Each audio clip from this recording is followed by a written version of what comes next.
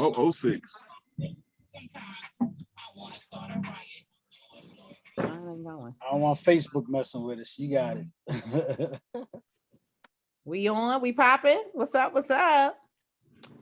Hey, everybody out there in Facebook land and Sador land. This is your girl, Black Glory, and this is our podcast from Princess to Queens.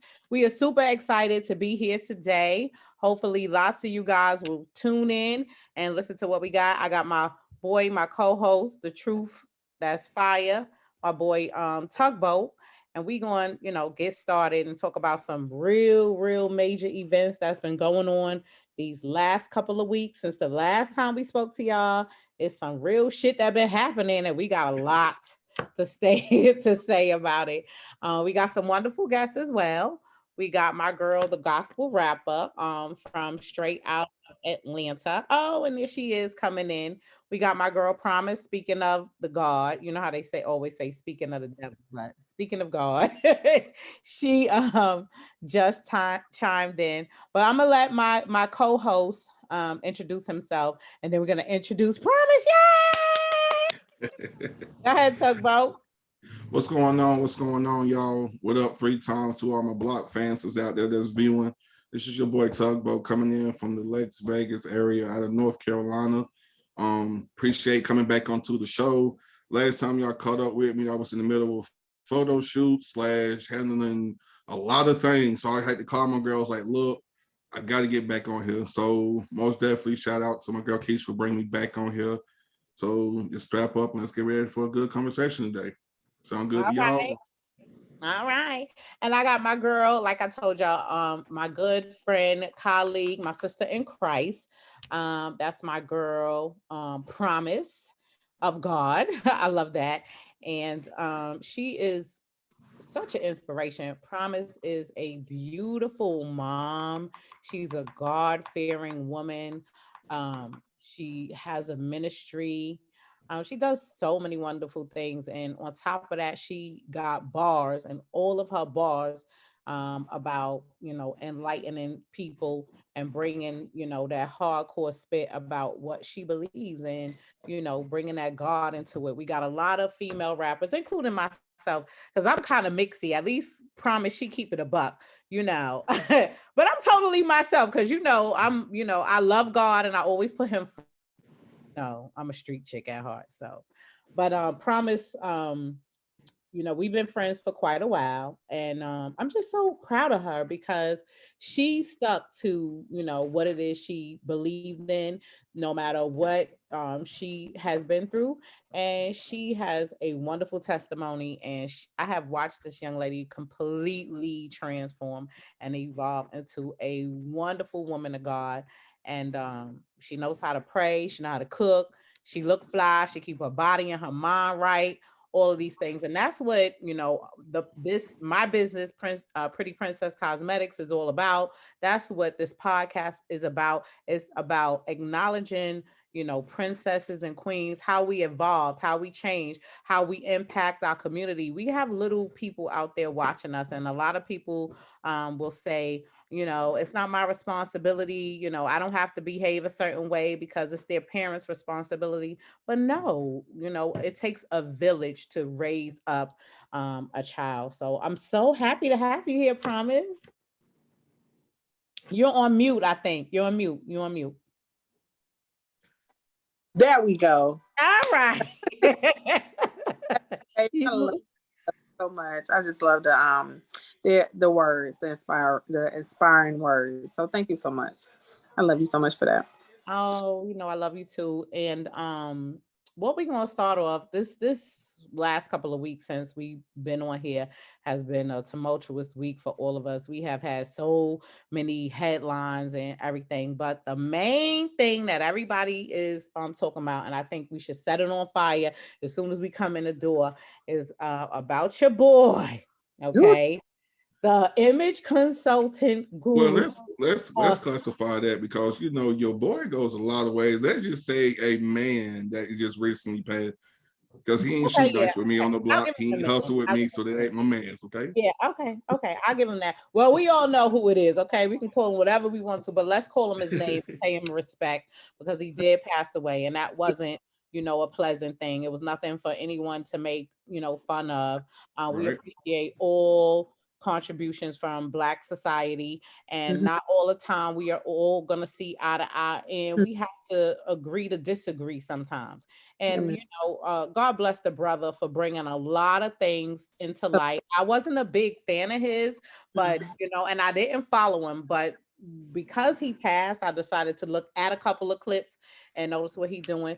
But I definitely say he did shake up the room because a lot of stuff that he was saying to both men and women were really not a lie, really not a lie. But being the woman that I am, I know that, the way that he put it out there, it could be really harsh to, some people and some women, Mhm. a hard pill for, us to swallow. But it definitely, and it may not have all been true in our own opinion, but it definitely shook up the room. And it even awakened me, to some of the points that he had, Mhm. so it's interesting. But get the door from me. Sorry, I'm at home. Oh no, But me. I'm but doing the kid. how do you guys feel, and Tugboat, you set this off. What's your take on this gentleman? Honestly, my take on him is just more or less like you said it the best. You know what I mean? If you didn't follow him or know what he was going on, like his death really shouldn't shook up. You know what I mean? Like really wouldn't matter to you. But my biggest thing or biggest take on it is like a lot of people really celebrate this man's death as if he was just like Donald Trump or somebody. You know what I mean? And it sucks like within our community that we celebrate somebody dying because you had a different view from that man. You know what I'm saying? Like it's okay that you didn't like what the words that he said. Now, Mhm. some of the stuff that I've seen, because I really ain't into watching people like that, because I don't need you to tell me what's my flaw. I know I'm fat. I tell people all the time, I'm a little chunky, but I'm not stinking, and I got money, and I got a car, and I got a house. So I chose my struggle wisely, and I just chose to be chunky. You see what I mean? Mhm. So I don't need somebody that I never met a day in my life to sit here and criticize me. And Exactly. then another thing that really burnt my baloney on the whole situation was that man didn't ask you to call him. You know what I'm saying? Like you called him thinking he was going to tell you something different because you got a fat ass, or tell you something different because you swinging downstairs in your pants. I mean, I know it's people watching, so I got to be conscious with my words. You know what I mean? So people always want the truth, but then get mad when they find out the truth. Yeah, that's true. You see what I'm Mhm. saying? Like you I agree. knew. I agree on that. And some of the things, we do have to put in perspective, as women and as men. Looking back on a couple of clips from the past when he was telling men how they need to groom themselves and, pull themselves together. I think, that was the same way he was addressing women. Now, sometimes I think he was a little Too extreme, far. Yeah. yeah, and may have been a little bitter about some situations that probably have happened in this past, Mhm. about women, and that happen, that tends to happen. I know sometimes, I can go hard on men as well because I had some past experiences that didn't put me, in a great mind of men, and I do have some trauma, so I know that sometimes I have to, hold my emotions and think, out of logic and not think out of my emotions. And you're right, some of them women that I could truly say were very vulnerable women and they seem very broken, those type of women that he That's had on there. So, that's a difference between, a woman that is, has a lot more sure of themselves and, more but know stuff who they are within themselves. You know what I'm saying? And those are the women who tend to make those type of decisions where they don't make the right decision. Sometimes out of our brokenness, we don't. I know I've Mhm. evolved. I've come a long way. I made a lot of, silly decisions out of my emotion and, and stuff like that. But some of that stuff about, high value men and all of this kind of stuff, a lot of it was just overrated. You know what I'm saying? I But you mean, got to men are, think about this too, though. Like I think he made that point where like all three of us can agree in. Stay in your own lane when it comes to dating. You know what I mean? And what I mean by that is everybody comes with a bill.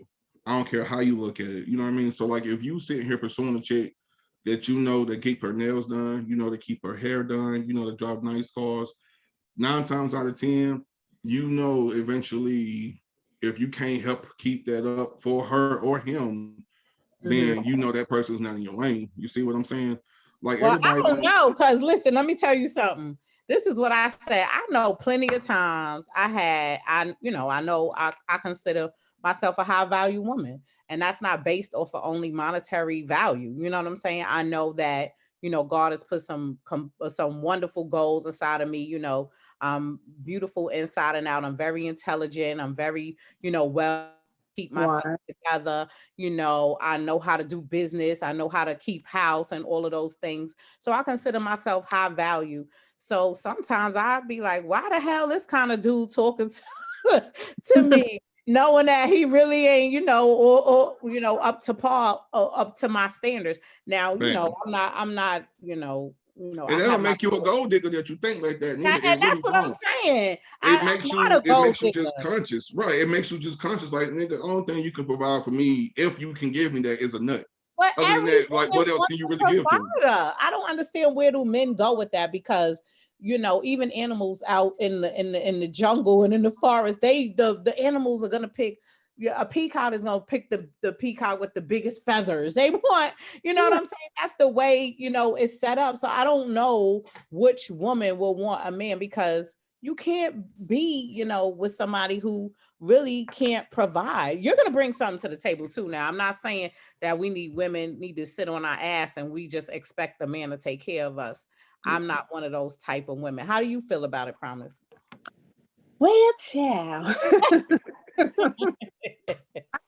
Before we get started, I just want to, I did share the post on my page, and I did not correct the information. And later I was told that part of it was untrue. So I do want to apologize for sharing it, but it did start a conversation piece. How I look at the piece was that even if it wasn't pertaining to him, we have a lot of men that pretend to be something that they're not. So that's one of the reasons why I wanted to keep the post up. But I do apologize to his family, because there's not a legit GoFundMe page. But we can't act as if we don't have a lot of people on Facebook that pretend, and then when they need help, it's a GoFundMe, Right. Apologize for that, and condolences to his family, and because I know it's a hurtful feeling to wake up and to see someone that you love has died on social media. I can only imagine how the mom felt. So I do apologize for that. My problem with Mr. Kevin Samuels, and I do not follow him. Okay. Everything I've seen was from a post that was shared and that went viral. And so that's one of the reasons why a lot of Black women dislike him, because that's what we saw a lot of. And like you said, a lot of women were vulnerable, and that's why they called. And it happens to be a lot of Black women. So when you are when you have a when most of your audience is Black women, and of course we're going to feel some type of way about it, because it feels like we are being, we're getting because I'm pretty sure there's Latino women, there are white women. I mean, he didn't speak about them. He only used them in reference. Yeah, he only used them in reference. Yeah. Like, you put us in this box and in this box alone, when we both can agree that we have friends outside of our race that has some of the same struggles as other women that we know. And my issue is being a strong woman in God and knowing who I am.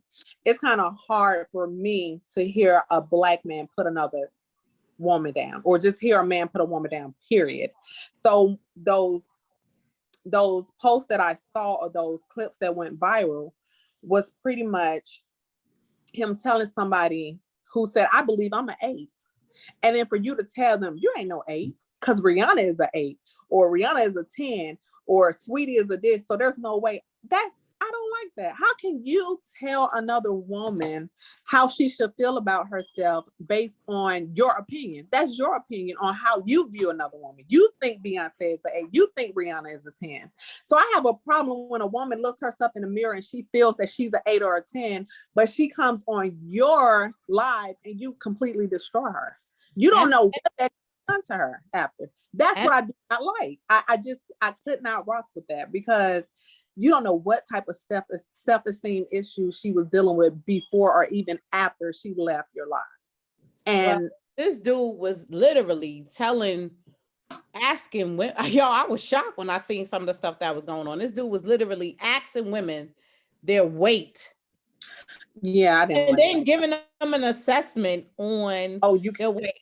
Now you know the queen ain't no skinny. I never been a yeah, my mom is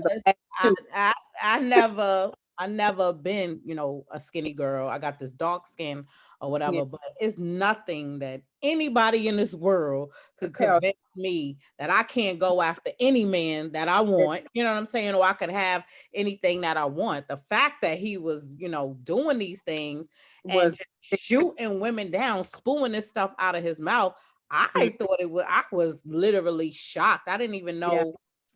I didn't even know it was that fucking serious. Sorry to use those words. But I just I'm listening to y'all and I hear what y'all saying because you're right. You know what I mean? I have a sister, I have a mom. I get it. You see what I'm saying? Because at the end of the day, should nobody put nobody down. But if I'm gonna play devil's advocate, it's really no different to when a woman tells a man that she don't want him because of what she can't provide for him. Or the fact that if I pursue right now, if I go to a supermodel right now, I don't care how much money in my pocket, the first thing she's gonna look at is how my physique is when she walk up. She's gonna say the same thing. Boy, lose some weight, then come back and holler at me or something like that. You see what I'm saying? Nobody has the right to tell nobody how to present themselves in public at all. But yet it just seemed like because he did it and it was a bunch of women that caught on to what he was doing, like it blew up out of proportion. But if you look on social media, no matter where you look at social media right now, social media has got to that point that if you cannot present yourself in a physique manner, whether it's flashing money on your arm or I got a six pack or I walk outside, I'm either in a Maybach or a Range or whatever, like social media has really like damaged our minds to believe that you have to have all the stuff to have a successful relationship. And I think what he did was pretty much just picked up on that and just basically cashed in. He cashed in with it. He just said it from a male point of view. Because he took what he's seeing every day on the internet. I can show you right now where you jump on the internet, man, and there's women doing the same exact thing. And no, I'm not trying to have a pissing contest because everybody's entitled to what they like. But at the same time, this man took that opportunity to cash in on what he see that was going on for free anyway on Facebook. Just like when Vivica Fox was speaking bad on that man, and I'm sitting here like, Vivica, you know difference than this nigga because you showed head to tell everybody how you was playing 50 Cent ass. So that's not demoralizing that man or something like that. You see what I'm saying? So it's just like, I don't really like that finger pointing that's going on because of how that man said stuff out loud. And then it is kind of funny that everybody that works in media know that the best way to get views is to bring up the most negative shit that you can find on a person. That's just like right now, if one of us have like a disagreement, not even like to the point that we're just that mad at each other, let the right person find that clip and of us going back and forth or something, man, we'll blow up. We'll probably have over 1 million views, not knowing the whole time when we stopped the Zoom meeting, we done shook hands, smoked the blunt together, then went to dinner with each other, then planned a whole nother show. But just that little capture of that moment, they already portrayed to the media that every time you come on the show, man, you're gonna be arguing. So that's how I feel about the whole situation. And I think that's one of the reasons why I never saw it live is because of the clips that went viral. It's just, I didn't see a purpose because when I would see it, it was constantly like him, speaking to a Black woman in such a way. And so I stay away from those type of things. Like there's no need, you know what I'm saying? Like, I don't want to, and even since his death, I still haven't. Now what's funny about it, I'm pretty sure I've seen the same things you've seen because I don't follow that nonsense on Facebook neither because I'm just like you. You're not going to demoralize a Black woman in front of me. You see what I'm saying? But at the same time, it's kind of funny that we don't follow him, but I can guarantee I know exactly the same clip you're talking about because Yeah. how they done took that clip and drug it through the mud. You know what I mean? So And I'm sorry, no finish. I was gonna ask you a oh, question. Is it okay, oh, Keisha? and I was gonna say, like, what's funny to me, like, just because we don't see it don't mean that's that happen. We all have friends in different races, like you said, right? Mhm. And I can guarantee you, I probably can go on my Caucasian friend over his house. He'll show me his Facebook. It's a white male probably doing the same thing. Same in every race. You see what I'm saying? It just seems like because of an African American race, we just took it and really just Well, you know, enlarged it to the point. there's something that we put out there, you know, it's gonna like it's different levels to it. You know what I mean? Like, Yeah. so whatever we do is going to be like more popular than what Facts. anyone, you know, do. But let me ask you this. So I was watching a clip and he was speaking to a woman and I think she had like a child or 2 kids. I can't really recall, but he was telling her that based on her being a mother, that she needs to look for a man, or her eyes should not be on a high value man or whatever, and which I still don't know the definition of, you know, but like I didn't get what he meant by this high value man. I never see him explain. Like I said, I didn't watch this clip, but I still want to, because when I put that post up, it was a lot of men that follow me on Facebook that I'm like, there's no way, like, what do we mean by, you know, high value man? So how do you view that when as being a man and there's a woman with kids, you know, because everybody they have stuff, you know what I'm saying? And you've had relationships that probably didn't work out and you became a mom, you know, how do you view that for him to tell a woman with kids that she shouldn't aim so high if she's a mother? Fuck it, I'm gonna just keep it real with you. I understand where he's coming from.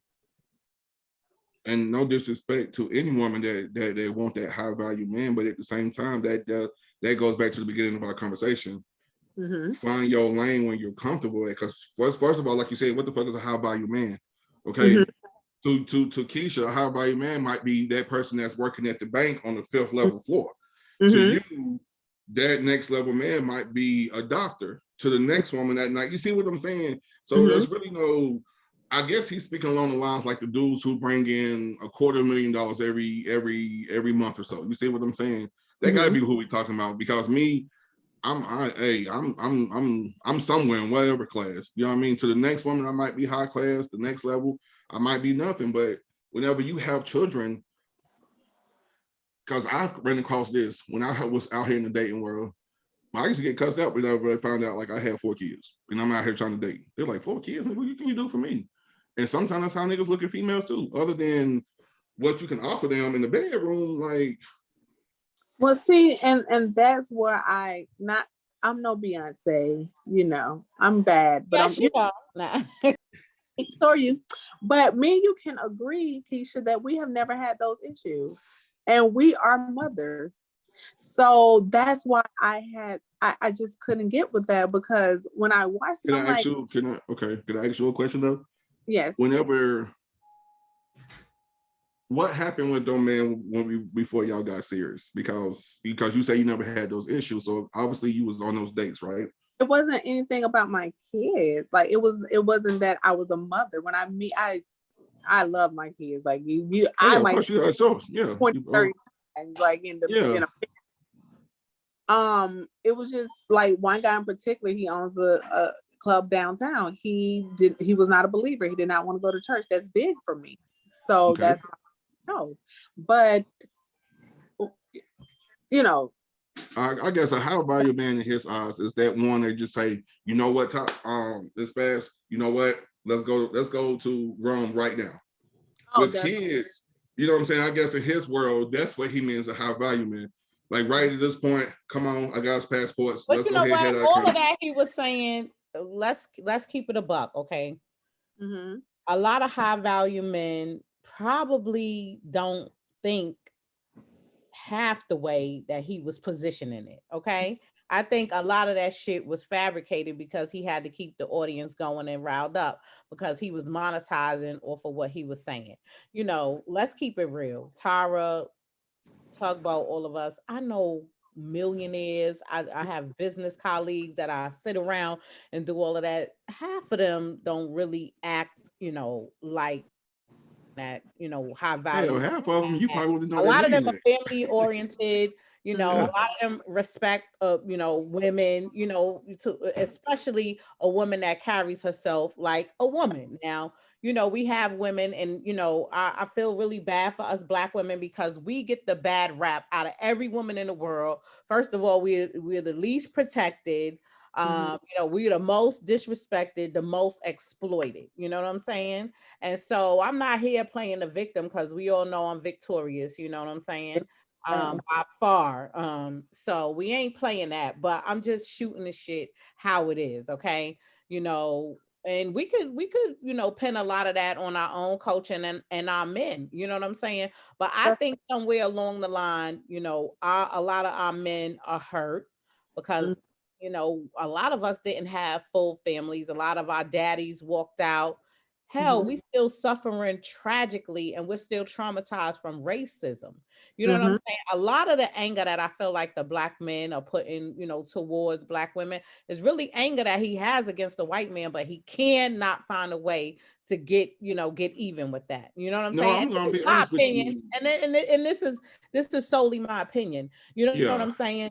And I respect the Black man, no matter what, we go through with them, you know what I'm saying? But I don't appreciate, the fact that, they're saying these things because a lot of Black men don't think like that. They really don't. Now, these rappers and certain low value men, that's how they think. But those men are not settling in with women. Those men don't take care of their own goddamn kids. So that's why they worried about if you got some, because if he ain't taking care of his, he definitely don't want to be in no position to be a father to yours. So But let's let's just be honest with that way with back. that comment though, Keisha. Let's just be honest though, because every rapper that I know, just like you said, is very oriented.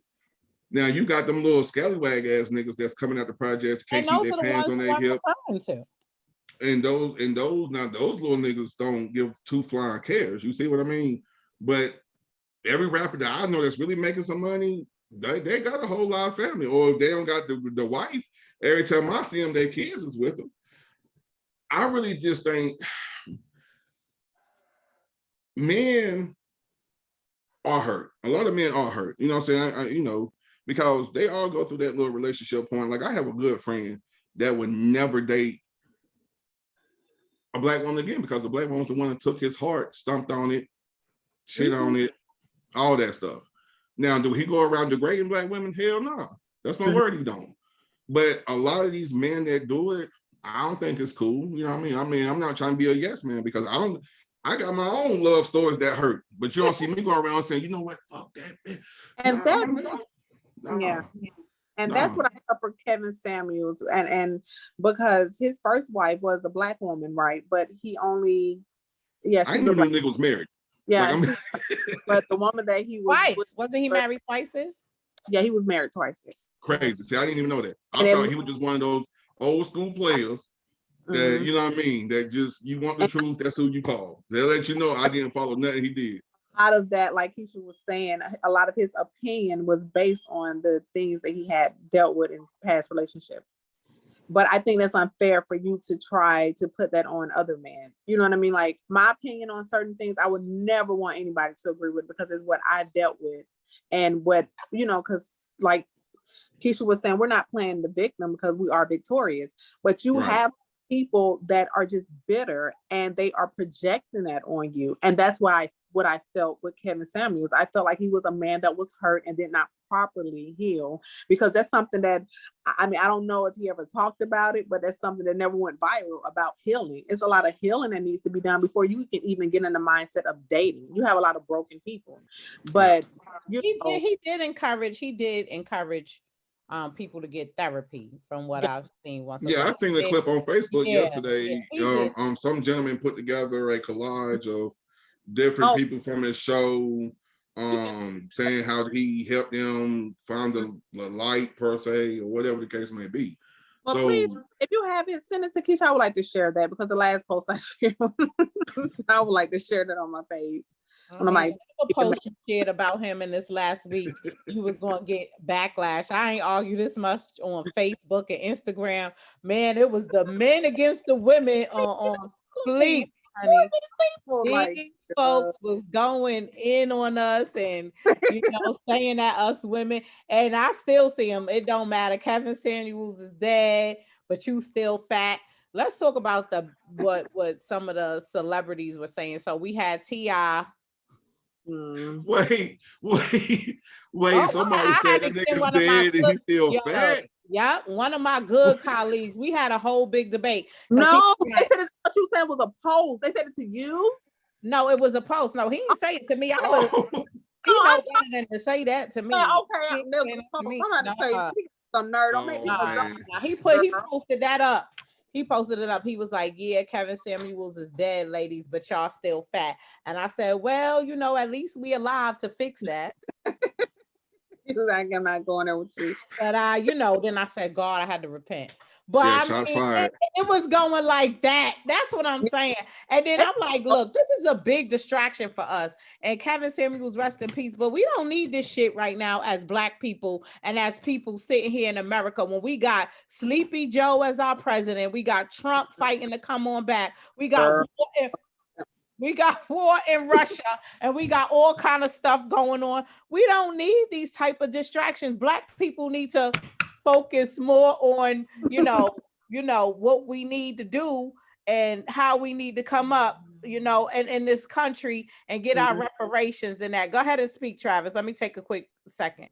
Okay, babe. Yeah, but that's always a smoking mirror. You know what I mean? So like whenever whenever the masses start paying attention to a situation too much, I push it to the side and I'm like, okay, what's really going on?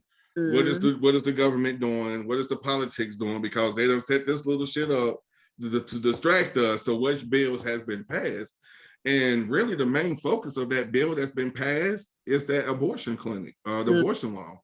I tell and it seems like that got not swept under the rug because there's a lot of sisters that's still fighting a good cause for that law to not get passed. But it just seemed like instead of them worrying about Kevin Samuels, you would think that would be the front line of every American right now. Because I have a sister, I have a mom, I have women that I love in my life very dearly. And if they get attacked and their attacker give them child, how the fuck that my sister or whoever got attacked and impregnated, how does she get more years than the person who raped her? And I really think so when everybody was paying attention to that Kevin Samuels, that's where my head went. I said, let me see what's going on with this abortion law.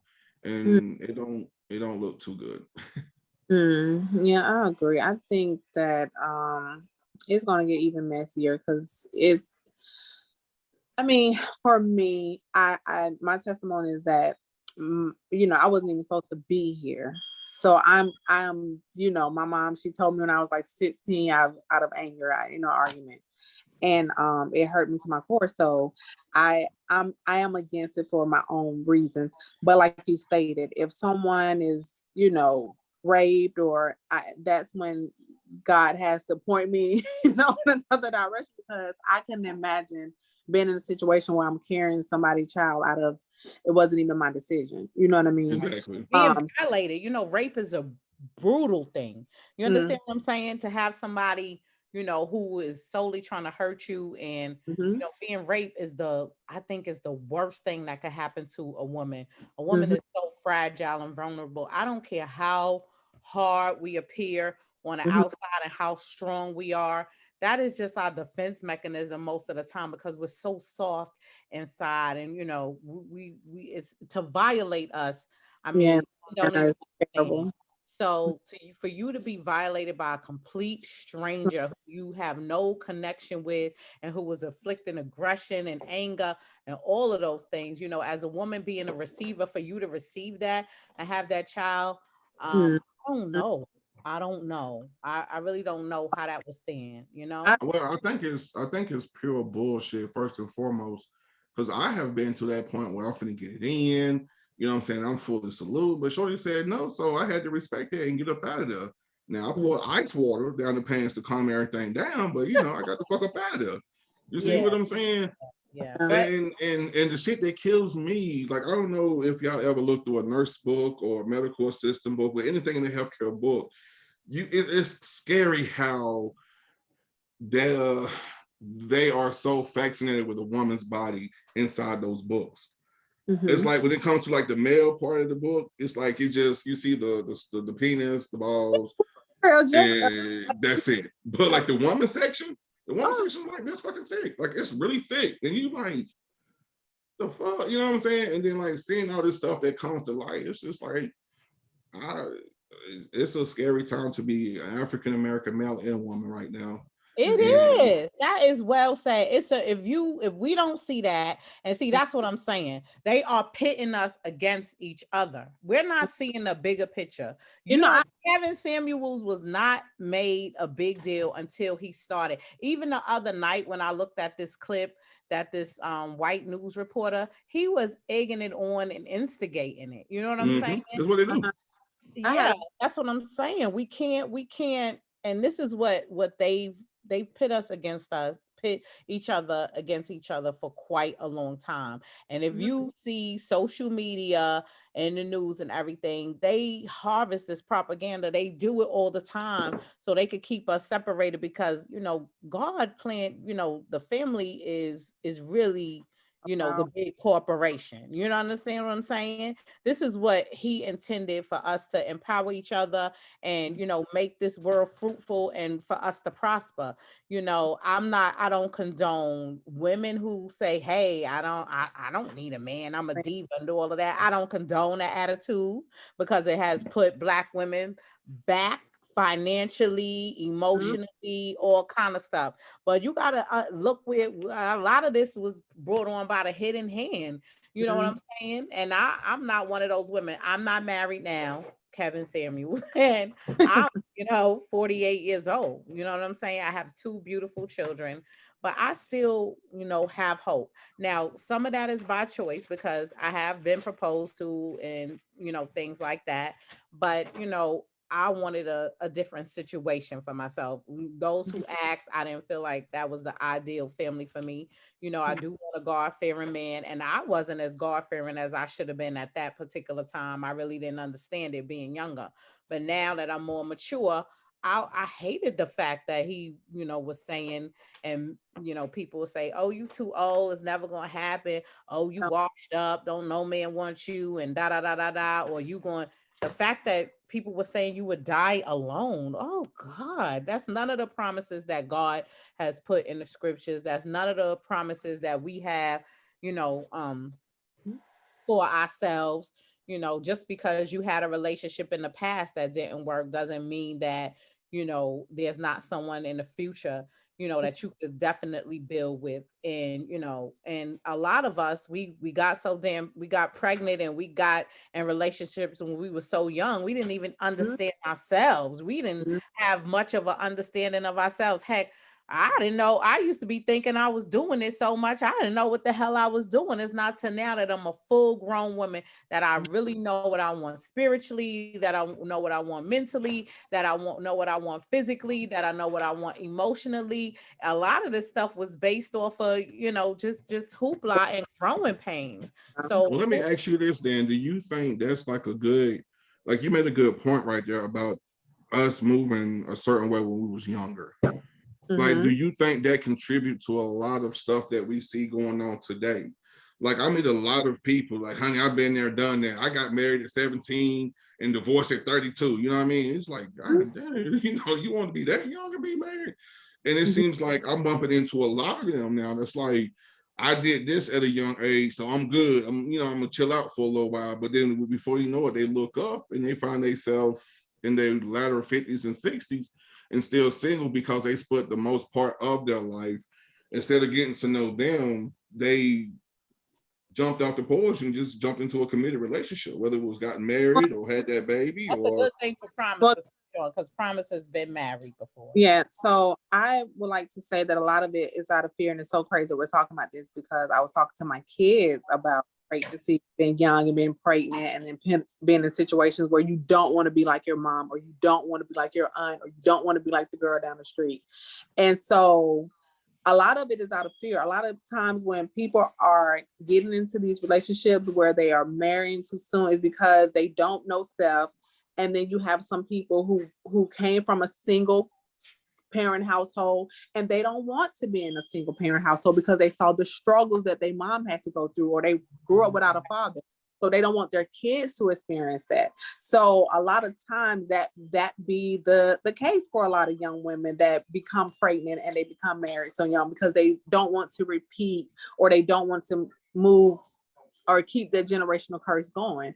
And which is not fair to them because again, you don't really know yourself at 17. Like, what do you really like? I tell my daughter all the time, this guy ain't my type, this guy. I'm like, what is your type? How do you know what your type is? They're going to school with you. They don't have, they what have they experienced in life for you to say they're not your type, So, but yes, now that we are older and I did marry young, and now that I'm older and I do know myself, it was kind of strange, finding out that I really didn't like this when I thought I did 10 years ago, or I really like this type of man when I was like 17 or 18, and now that I'm a grown woman, I'm completely turned off from it. Right, 'cause, and what's crazy, and I'm gonna ask you straight up. When you was younger, was he the thug? Was he the one that was just going around busting niggas in the head and had a pocket full of dope? And I see, and it seems like every woman that I meet, like that's like, and no disrespect when I'm saying this, but it seems like that's a pattern in our in any women. Like even perched on what we saw. We didn't see the lawyer or the doctor. Right. So what could we have? Right. We thought it was a pattern. So right. How could we fall out of it when we wasn't introduced to anything else? Facts. Because, but I was just saying that to say this too, because I see it in other races as well. And that shit funny because it's like, don't no girl or woman, a woman want a good guy until the bad guy breaks her heart. You know what I mean? And it's just like, but whenever the good guy approaches her, that nigga lame, or he ain't the speed. And it's just like, and that's true. I can't lie about that because sometimes but then it just be all like, have this conversation. Nice guy, but then it's just like after that, I see everybody. Well, not everybody. I see it be like, okay, now I want that Sierra prayer. Some Lord grant me that Sierra. Whatever you granted Sierra while she prayed, I need that now. And it's just crazy because a bunch of the Russell Wilsons is in y'all inbox. Like, or probably done said hey to you, or probably done, ma'am, I can offer the XYZ. And you like, nigga, you like you ain't got a felony in sight, so I'm gonna holler at you. Well, Russell is the way they say it. Russell is a dweeb with money, so that's different. I ain't gonna keep it a buck. Russell is a dweeb with a check. Now, but some of the ones you ain't gonna wait till y'all evolve. But I done seen the dweebs get passed up with money just for niggas. You know what I'm saying? I done seen it. Yeah, that's I know. Listen, I know you know me now. You know what I'm saying? But the Travis who I used to run these streets hard. I mean, I ain't trying to prove my point on social media now, but I know where I come from. So I done seen like a couple of my boys I know ain't have more money than the next nigga, but because that next nigga wasn't a street nigga, shorty still fuck with my homeboy, and I'm like, boy, you know what I'm saying? Now I'll be seeing them on Facebook crying, man, I should have did this. Man, these niggas lying, but you knew what my boy was working with, or you knew what this dude was doing or working with prior to you laying down with this man. Like, I don't understand that. I don't understand that. Like, how do y'all expect a street nigga to give up everything he owned just because you allow him to shoot your club up? Go ahead, Promise. You got that one. I'm sorry. I had to put my phone. What were we? I'm so sorry. What did he say last? I'm sorry. He was saying that he don't know how we could expect the street nigga to, put everything down because he got Well, depression. because at the time we didn't want him to. When we first, we liked the fact that he had that authority in the streets. We liked the fact that when we needed something, he could provide it. We were things that we just didn't understand. We saw it. I mean, that is what we see on TV all the time. All the good black movies that I saw growing up was somebody being a gangster, somebody shooting up something, somebody on the street making money. That was a man. And I remember one time I had to explain to my brother, that is not what a man is. You've been told that's what a man is because that's what you saw growing up and that's what you saw on TV. But the way I'm raising my son is what I have learned that a man is supposed to be. But at that time, that's very well said, because back then that was the only way the black man could get any respect, any respect, and he had to pretty much take it and damn near pollute his own, corrupt his own community environment to come up. And because those other people made it hard, just like you said, it's still hard for a black man. The black man can't go in the bank and hardly get a loan even with his real business. You know what I'm saying? A legitimate and that's kind of crazy because, like I said, I grew up in DT5. We call it Daytona 500 back home, but it's called DT5 for short here in Lexington. And it was just like the same shit I did to survive out there. I had to take it and spin it and put it in a professional manner, because it's still the same way. Like whenever I go up in these hospitals or in the ER, the first thing they look me up and down is like, ain't no way he's here. You know what I'm saying? So I have to literally like adjust myself, you know what I mean? And really show them and put a little authority into it too. Like the shit don't stop for us. Like when we leave that hood, and no matter how better we get in life, what you learned in the hood is still gonna come with you. It's up to you to grow up. You see what I mean? So listen, I'm happy you said that. So knowing, like you said, you was a street dude and you grew up and now you are this professional man. Yeah. That makes sense to why us women, there was one time we liked that, and now that we have seen that you have grown, or most men are grown, and now they still have that same authority, but it's just in a different light.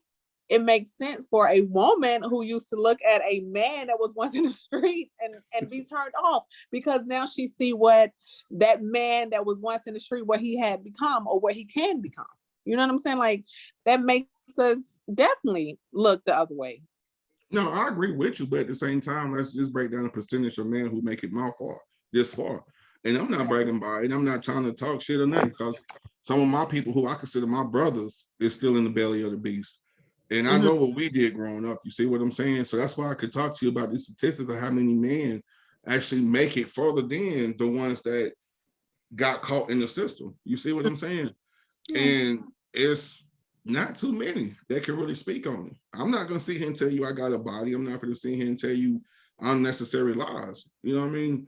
But it's not that many dudes that make it just for how far I get it. No, you're right. I know some guys that are in prison now, and because they didn't have the opportunity, unfortunately, or they didn't take the opportunities that was given. Yeah, because every opportunity is given at any given time. I do believe that. You're right. So let me rephrase it. I'm not gonna lie to you, because if it wasn't for my brother giving me the opportunity to come to Winston-Salem to change my life around, I probably would have came back to Lexington and probably would have been in prison, because come back to doing dumb shit. You know what I'm saying? I'm like, man, I'm coming back from Charlottesville, Virginia. Man, it's boring. Let me get back out here on the streets. And he was like, nah, bro, you finna get this job at Wendy's. You finna move to Winston. I'm like, all right, I'll try anything once. It's so hard, when you living in poverty and, you seeing your mom struggle, and everything. And, they're trying to provide for you, and, you're looking at these commercials, you're looking at TV and everything. And then you see all this wonderful and fabulous stuff. You see the whole world moving forward, and you can't, poverty is such a beast, it's such a yoke. It's such a stronghold, how we say it biblically. And it is and then when you see other people with generational wealth, with wealth to throw away, that they could throw away for generations and generations, that their whole bloodline has been blessed, and you feel like you're living in despair and disparity. I mean, it's so hard, it's so debilitating. Yeah, because I had growing up in Lexington, like, it's not a big town. It's not no Atlanta, it's not no Charlotte. So it's like one of those towns you basically knew everybody. So yeah, it did suck whenever like your closest friends had their whole family there. You know what I'm saying? Or like you look up, you the only one with holes in your shoes, but everybody else fresh. You know what I mean? Like it's only so long before you keep getting picked on before you either A, lose your mind, or B, become a product of your environment. Mm-hmm. That's true. And ain't nobody gonna keep walking around with holes in their shoes. And no, and it's not like to knock your mom, because your mom doing the best that she can, but you gotta understand it's not only just you, it's you, your brother, your sisters, hell, sometimes your cousins, because your aunt can't get her shit together. So now your mama got everybody in the household. So it's like, man, I'm not gonna keep going to school getting picked on, getting distracted because I want to sit here and get a good grade in school, but the people in the back don't understand that my mama only made like $5 an hour, or at that time anyway. So it's like I can't afford those nice pair of Nikes. You see what I'm saying? So it was like pay less for me. And after a while, pay less. Hell no. Pay them up, huh? Yeah. So I just want to get shout out to everybody on Sador Radio. This is the Princess to Queens podcast. My name is Black Glory. I have my co-host, my boy Travis Tugboat, Archie, and I have the beautiful gospel artist and woman of God, Promise. So Promise, on another note, let's hear about, what you've been up to with your career. Tell us a little bit about your story and what you have coming up as far as music. Okay, well, most definitely. Well, right now I had to take a little break to get some things in order as far as business. Getting my truck back on the road finally. That I share with my ex. So yay. But I do have music that I have to put out. I know people is on my butt because I did a feature with 1K Few. And I have not released that. That is amazing. Oh, that is so big. Yeah, that's huge, man. Congratulations. I have not. So I'm just thank you. So I'm just waiting on God to just give me the go. If it was up to me, it would have been out a couple of months ago, but gotta be obedient. So I'm watching 1K Few just everywhere right now. And I'm like, Lord, let me go ahead and put this out. But it's definitely going to drop. I'm hoping for my birthday, which is the 18th of July, to bring it out. Definitely, yeah. I'm definitely still in the studio, still working. But yeah, decided to focus on the business.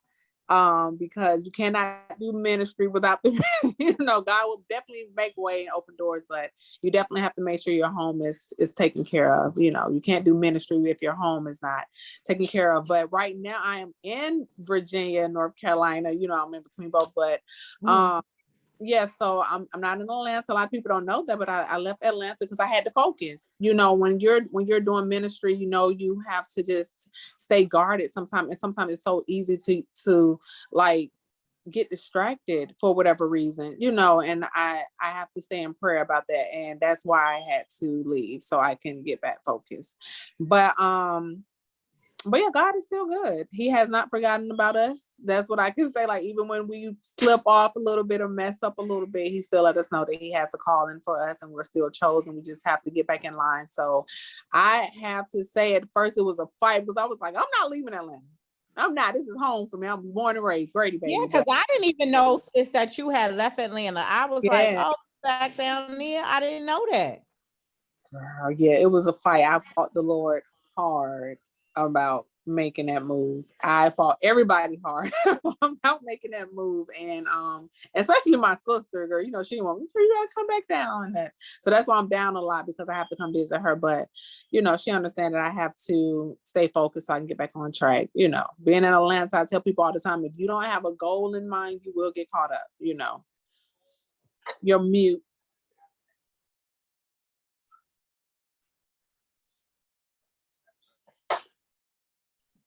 Oh.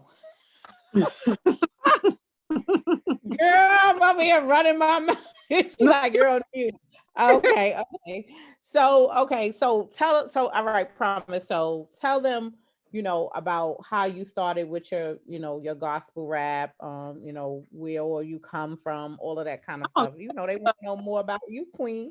Yes, ma'am. Well, I am originally from Atlanta, and I grew up in the church, but I decided that I wanted to get on the stage and make some money. I was a product of my environment, you know what I'm saying? But after becoming a background dancer, Gucci and Scrappy and all those people, I was introduced to some women that said, "Girl, you is pretty girl, you can dance and you can make some money." And so you know how that goes. And so I ended up in the clubs, and but I knew that, and I was watching that show is coming back, and I love that show.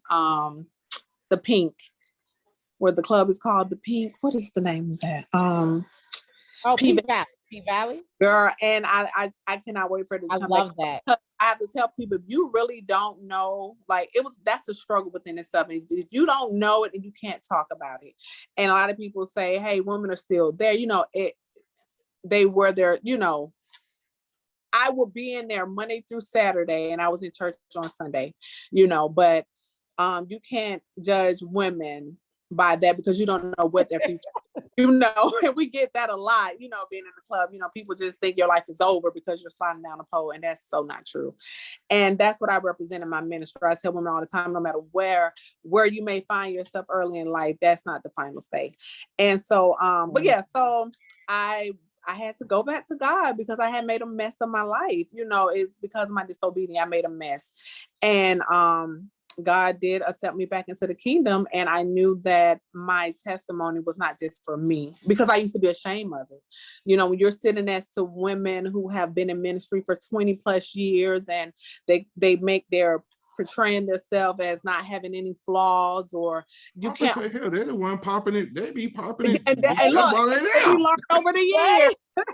That's what we had to learn over the years. We learned the hard way, didn't we? Learned the hard way. I was like, Lord, I can't sit next to these women. I am dirty. They are so clean with they white on. There's no way I could tell them, and it was the fear of being pushed away, in which we both had dealt with that in the church, being pushed away by, different women of power in the church or authority because of our past. And I think it was because of fear, of them not knowing who we really are, or what we were trying to accomplish. But I agree.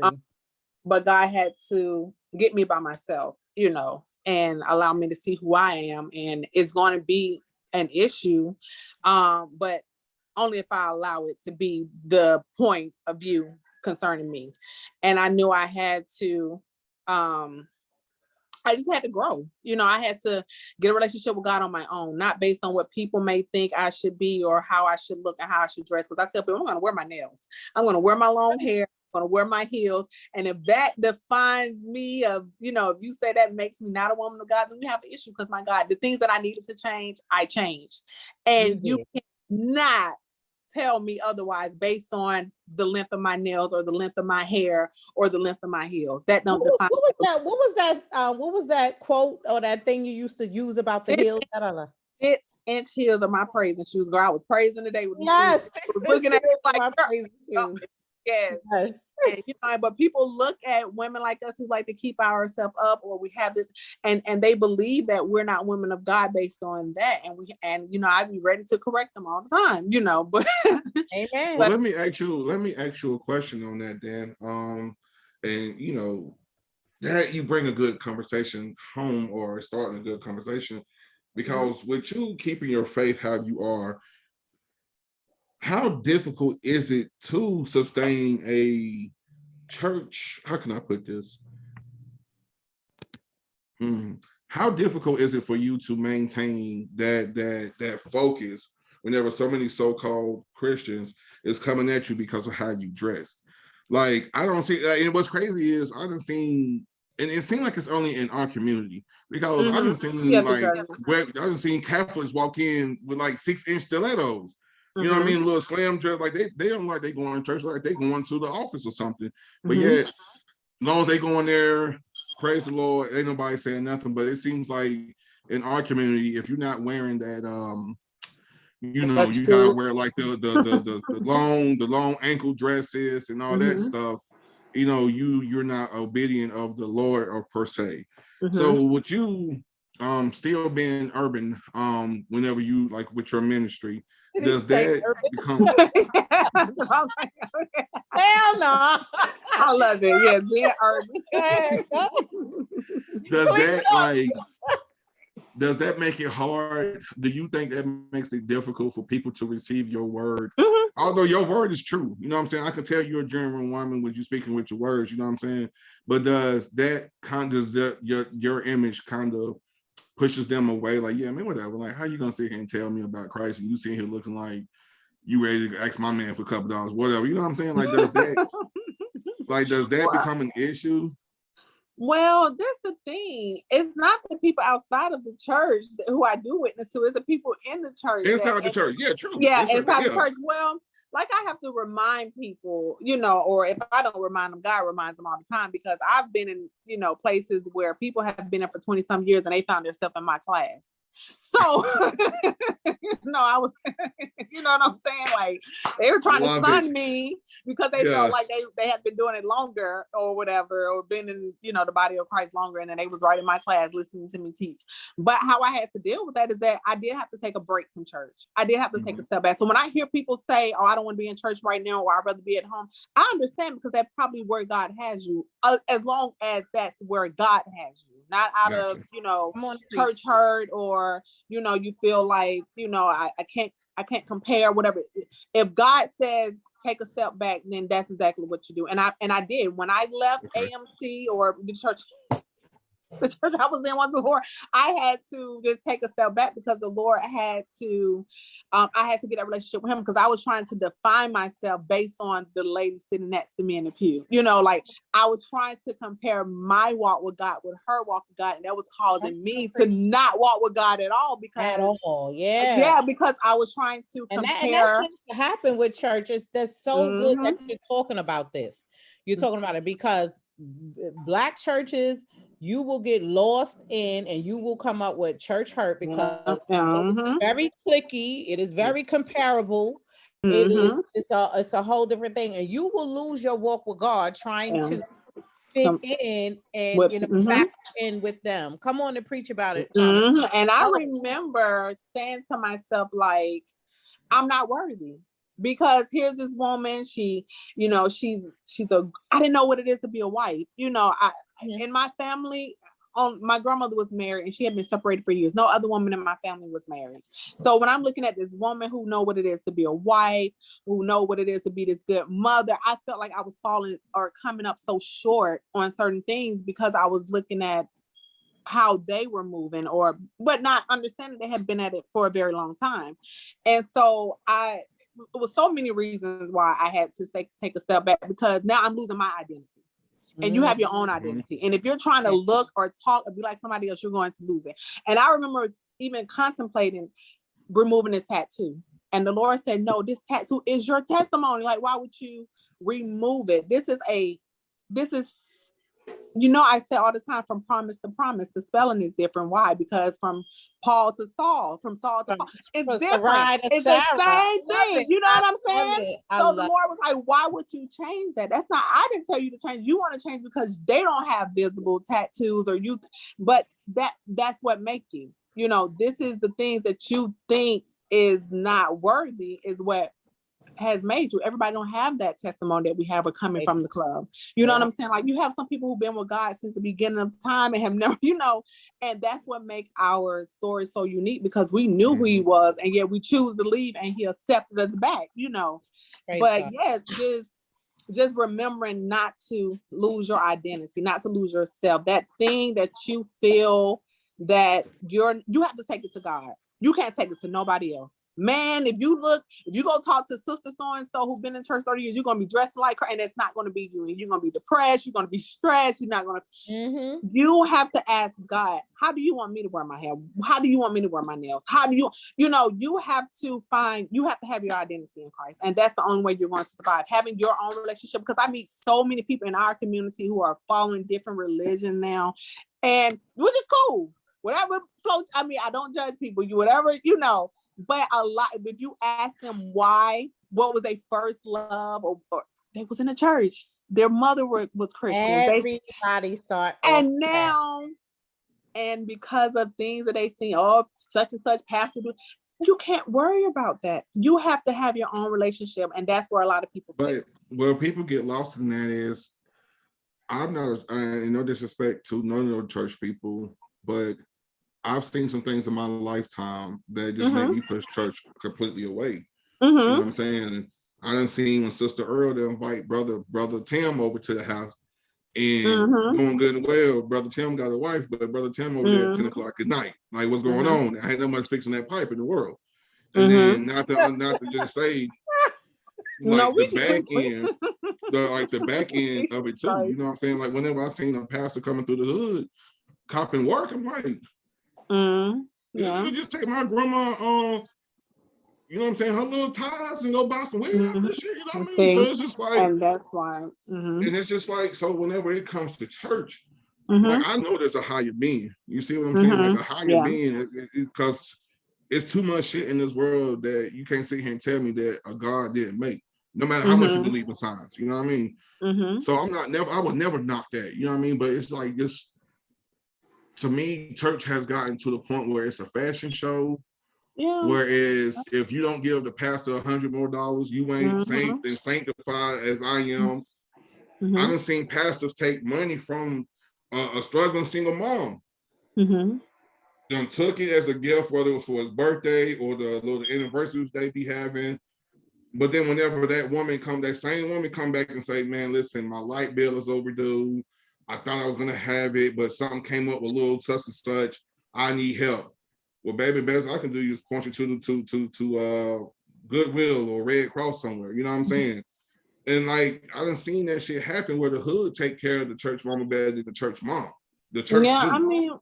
I mean, we all have heard those stories, you know, and that's why I say, you know, you do have to have your own relationship with God. You do. Because if you look for men, you will be disappointed. I mean, even we were talking about David.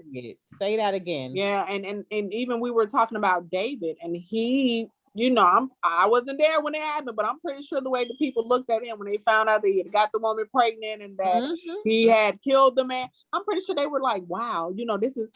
And I'm pretty sure he had to disappoint a lot of people. You know what I mean? But but you have to have your but you have to have your own relationship with God, because man will fail you. Man will fail. He's going to fail. He's I don't care, bishop, whoever he is. If he's in the flesh, he is going to fail. And that's what. But you got to understand though, like, and you made a point earlier. I'm sorry if it was either you or Keisha made a point earlier where y'all was saying that a lot of those people look up to that pastor or that first lady or that sister in the church because that's who they all have as a role model. You know what I'm saying? Like, it took me a while. Was it that Marvin Sapp song, like a sinner is just a saint that's been down or something like that? That's been down. It took me a while to understand that, because it's like, I didn't want to believe that nobody in church could do wrong until I started seeing every fucking thing that actually goes wrong inside of a church. So it was like a lot of those people believe and follow those church people because that's the image that they have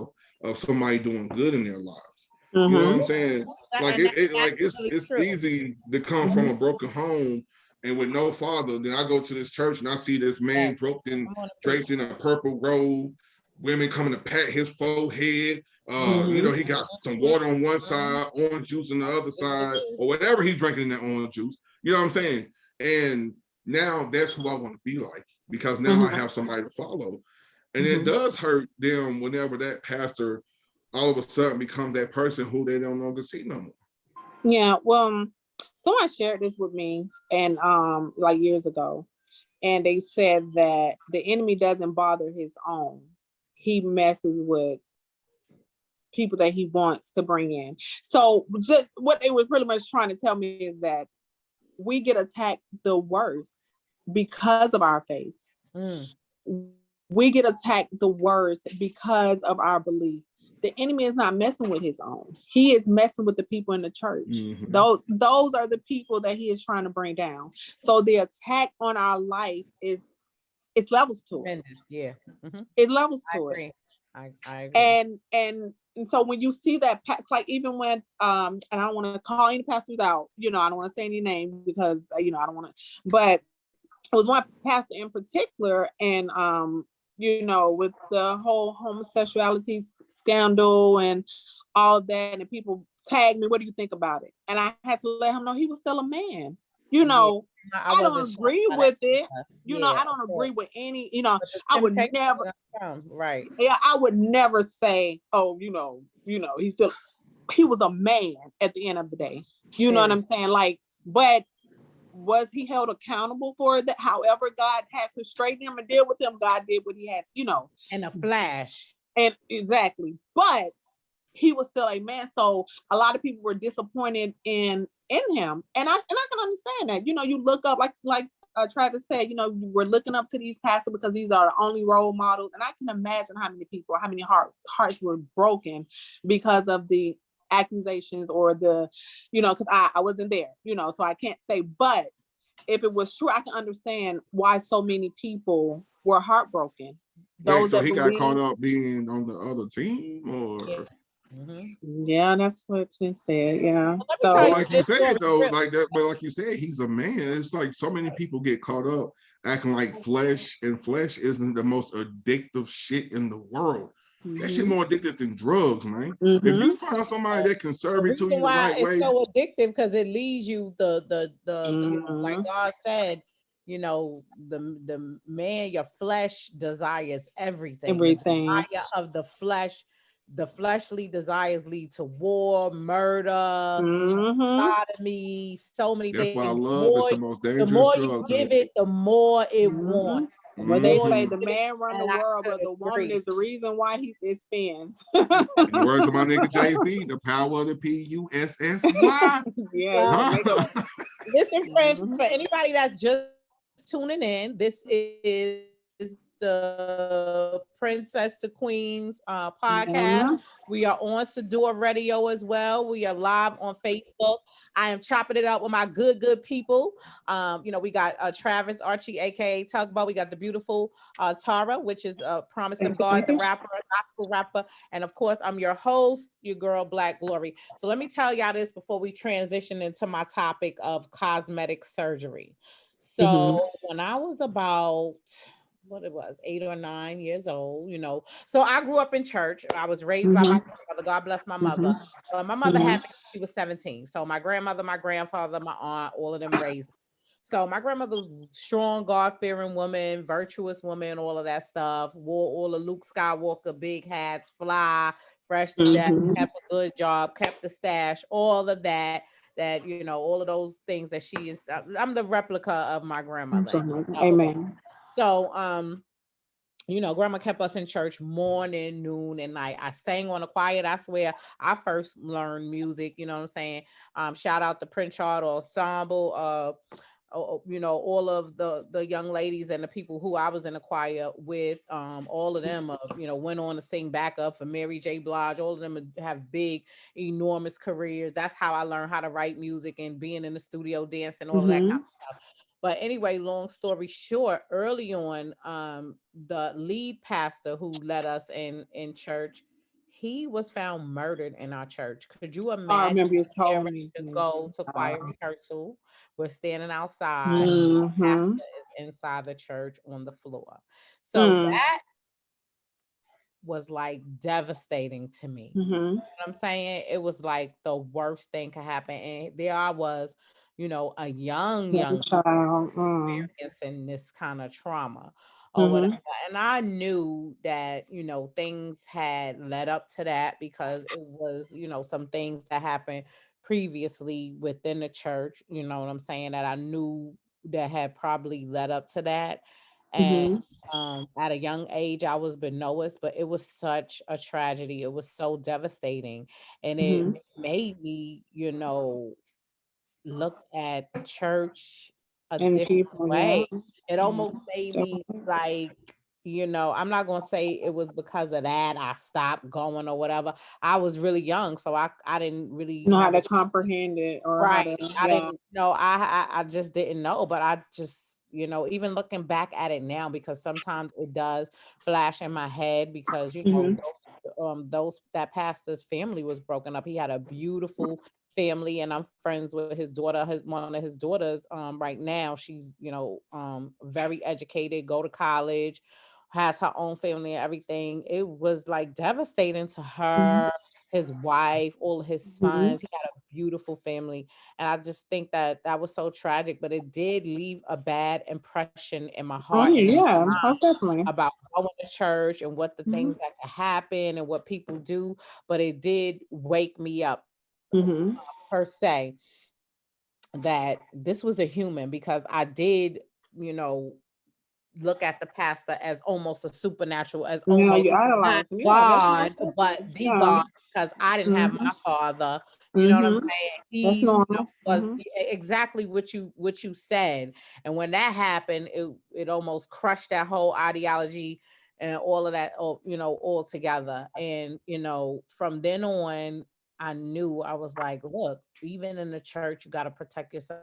You do Mm-hmm. have to have your own walk with God, and you got to be for real about this, because, you know, things are real. This type of stuff, you know, happens all over, because I was thinking, like most people think, when you go to church, you're going to be protected. This big force is going to be with you. Nothing bad is never going to happen. Church people are going to prevail, excel, and, you know, you're going to live the longest. You're going to, no, that's absolutely the furthest from the truth. You're going to be the most attacked. You're going to be the most, you know what I'm saying, tested. You're going to be the most bombarded by the enemy, because you are trying to do and have a connection with That's God. Amen to that. So, you know, But you know amen. what though, Keisha, I can see why you kind of look up to your pastor back then, because like back then, Mm-hmm. the church was home back then. You see Yeah. what I'm saying? Like church was sanctuary back then. Like I said, I never was a church goer, but I had family members, man, like back in those, even my daddy, who was a sinner, you know, that he stayed in church sometimes too. You see what I'm saying? Because the pastors back then, they wasn't like these new pastors. You see what I mean? Yeah. Like whenever they studied the Bible, they studied the Bible. You know what I mean? Mm-hmm. And they didn't have that attitude. Like they was very strict in church. Like if the pastor didn't like something he saw, he spoke on it. He didn't wait till you went They'll out the go door. hold it, yeah. The gossip, he would have pulled you to the side, like, look, you know that dress a little too short now. You need to go, you know, go put some weight on that That's dress. true. But it That's seems true. like now, whenever a pastor do that now, it's like, oh, People mom, come who are offended you? and they don't want to come back, yeah. Who are you to tell me to pull my dress down? Well, sir, ma'am, I don't want to be sitting here on a pew looking at your lips, and I ain't talking about on your face. Yeah, You know what yeah. I mean? But you So see how that is evolved, because back day in the church, we Yeah, had they to had get a look. They birth, had the thing waiting for you just in case you did. They would wrap your legs up and girl, put that thing right on your and leg. that's what I honey. said. So I can believe back And even then that your myself, sometimes I gotta check myself, because I be Yeah, like, that's true. you gotta put a little bit something on. I remember one time, to make y'all laugh, we you know, this was in my spiritual journey. I was living in LA, and me and my partner Butter, you know, the girl I had first started rapping with, we, you know, we was testing our our spiritual journey, and we said, you know, we're gonna go to this Hebrew Israelite church. And oh we yeah, good went luck with that. we went to the Sabbath church. Child, we came there with all this LA makeup on and this stuff over there. Them folks almost died. That man was like, Turned you right around, didn't he? Turned you right like, around. oh my My God. sister, Y'all, he was like, y'all can't come in. Girl, I had that white eyeliner, girl. Girl, I had on red. He was going in with red lipstick on. And this was when we was younger, so my boobies was up. Girl, we was in there like, we going to be Israelite and Hebrew. He was like, cut, yo. He put y'all out. Girl, he did it in such a kind way. He was like, my sisters, let me come up. Yes, sir. He was Yes, like, sir. nobody can be distracted in the church. You know, I just rather y'all got a sweater or something in the car. Girl, he was like, y'all ain't coming to here. And them poor ladies, they was all, you know, they were really like old school church with them pantyhose, and they had their head covered and everything. Girl, he was like, oh, y'all not about to make these men in here start rolling over y'all. He redirected our energy right on out the building. We was like, what? And you was like, what? Girl, I can't believe it. No. Girl, like a movie, he redirected us. I tell you that. So now we're going let's talk about this cosmetic surgery, because I was really saddened by this last death that I heard about in Dominican Republic. It was a young lady. She was like 25 years old, and y'all seen it on Instagram. Did y'all see it? When she was just laying there, she was just laying there lifeless. So her and a girlfriend. Now, mind you, this young lady, she was on the daycare. She was very educated and everything. And to me, she didn't look, big at all. But I feel like because social media and society is putting so much emphasis on looking like you an Instagram model, and like Kim Kardashian, the Kardashians, and all of these people, us women, we have the added pressure on us to look good. And men now, they look like, even like we said, your boy Kevin Samuels, what's your size, what's your weight? Can we say some men? Because Okay, let me tell you something. some men. I don't want that plastic shit around me. You ever see Most the woman in nursing home with plastic? Most men, because most men, they now with all the cosmetic surgery and everything, a lot of women have had it done, so they almost like really making you feel like, oh, if God, you don't have it done, you are not. If you don't have it done, what are you? Well, anyway, this young lady had took a couple of risks because she had the gastric bypass surgery. Ooh. And yes, she did die, and it's unfortunate, but come to find out, she had that gastric bypass surgery only like 4 to 6 months prior to her flying to Dominican to get the whole BBL. And anybody knows you have to have, an extensive medical exam prior to you doing, this plastic surgery. But what I'm seeing is a lot of females are lying about they BMI, they're lying about previous surgery or underlying just so they can get it. So, what I'm saying? They are so, open or forgetting this BBL and looking and feeling good, because they associate feeling good to looking good, which is the biggest, the biggest lie, child. I got cussed out like a dog because I told her shorty she don't need it. Why motherfucking man think it's all because of what a man want? Maybe it's because of what I want. I'm like, you wanted this slice like a Christmas ham?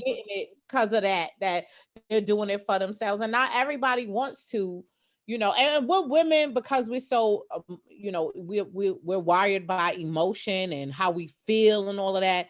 That plays a major part as to why we, we feel it's a spiritual thing. It's an actual that goes back biblically, and I had to tell people this all the time. Women and beauty, that's all we had. We couldn't go to school. We couldn't become, professionals. When a man went looking for a wife, he looked for the most beautiful. But that's in the face, though.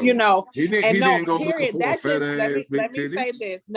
Let me say this. Whatever is trending at that time, and whatever people deem as being beautiful, whatever that, because even back then, I think someone had to explain to me that Marilyn Monroe was like a size 14, and she was like one of the most beautiful women during her time, and she was like a size 14. But then we went through a phase where being a size 2 was it, and now we're back to, if you don't look like your body came straight out of Africa, you're not. So it depends on the times that we're in. Let's be honest. A lot of, baby, that's the Black woman body. Let's get to it now. Where that's natural. That's exactly what it is. Yeah. When I hear men say, I don't date Black women, I don't like Black women, but your woman is paying to be built like a Black woman. But that's what amazes me, though.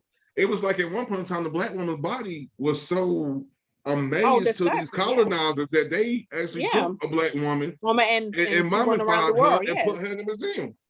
They was literally making jokes on her because she was so goddamn thick. First one. Right. And it's like now.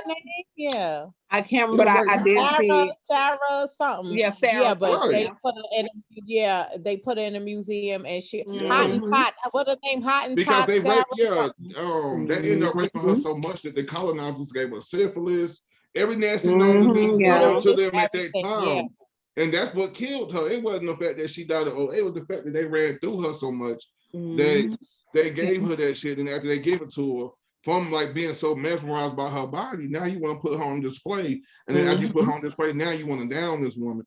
That's why this whole BBL thing is so confusing to me, because it's like, I grew up in the 90s. I'm 36 years old. I'll be 37 in October.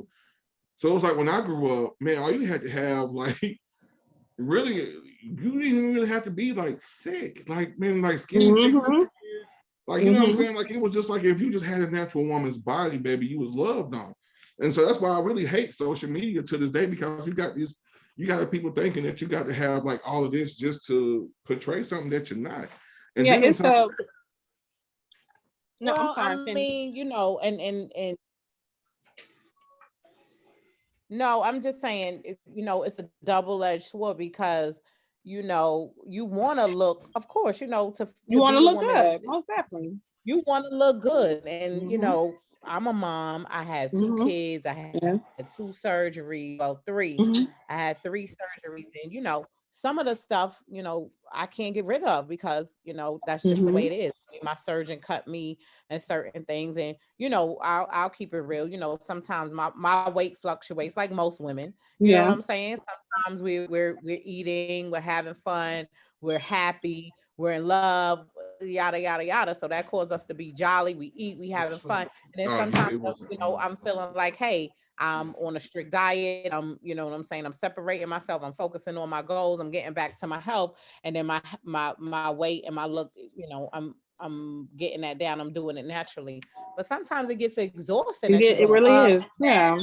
Sometimes you don't have the time, and So it's you certain things that you exercise. could always work out on, but some of those mommy pudges and certain things, you like to hell with it. Like I've been contemplating, you know, getting the tummy. I don't want to get BBL. I don't need a BBL. You know what I'm saying? God has blessed me. I'm well endowed front and back. I just need, you know, where they cut me at. I'm like, oh God, I ain't never gonna get rid of that pudge.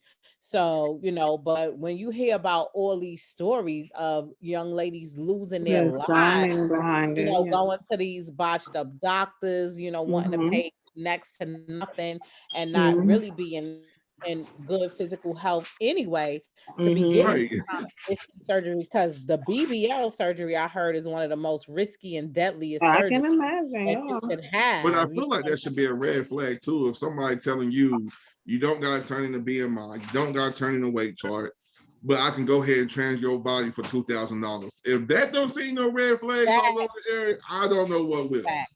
You know what I'm saying? Because I know I'm gonna sit him like, If yeah, they're so eager to get it done, they willing to risk it. And it's like they'll skip going to Miami. They'll skip going to Miami because they know the doctors in Miami gonna sit here and make them turn in all that paperwork that they need to make sure this is a safe journey, just to go fly to like Puerto Rico and pay this doctor like $1,000 per part or whatever, and now they come back their whole body done, not knowing that this doctor didn't even sew them up properly. You see what I'm saying?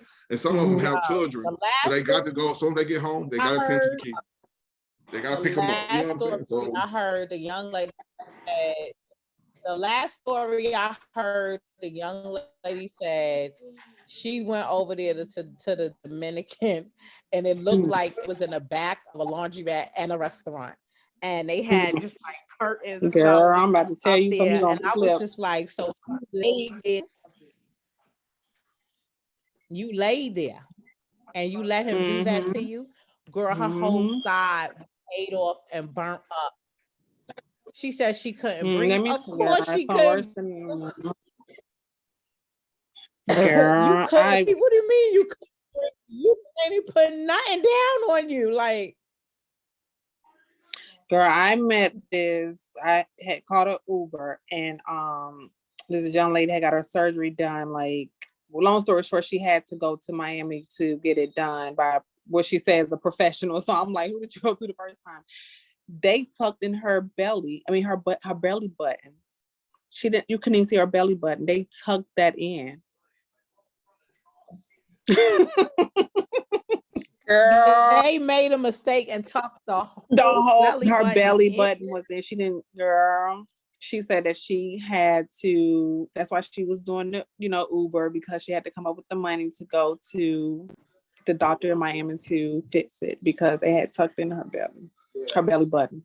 while they were doing the tummy tuck. Girl, I came, girl, if I'm lying, So I'm lying. she went and got a And tummy she tuck told me, with I said, get the freak out of here. How do you do, how can somebody make that? Like, I'm not even a doctor and I can say, okay, that's your belly button, that stays out. But no, but you know, I'm not against So like, was she very plus size or something that the I don't, rose was high? from the look of her, she didn't seem like she was like Keisha said, a lot of these women don't look like they need it. They want to, I don't know if it's just a thing just so they can say they did it.